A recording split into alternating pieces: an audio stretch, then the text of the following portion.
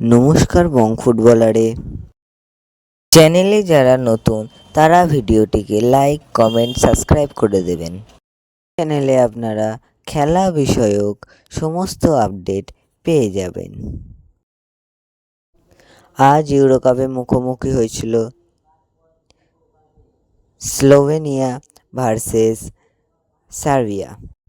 এই ম্যাচে স্লোভেনিয়া এক গোলে জিতলেও এক গোলে এগিয়ে থাকার পরও সার্বিয়া 90+5 মিনিট অ্যাডেড টাইমের মাথায় সার্বিয়ার প্লেয়ার জোয়াওভিক গোল করে সমতায় আনে এবং ম্যাচটি ড্র হয়। আজ ইউরোপের দ্বিতীয় ম্যাচে মুখোমুখি হয়েছিল ডেনমার্ক বনাম ইংল্যান্ড। ভারতীয় সময় 9:30 মিনিটে। এই ম্যাচে ইংল্যান্ড 18 মিনিটের মাথায় গোল করে এগিয়ে যায়, কিন্তু ডেনমার্ক খেলায় সমতায় আসে 34 মিনিটের মাথায়। তারপর দুই দলই অ্যাটাকে যায় এবং কিন্তু আর গোলের দেখা মিলল না।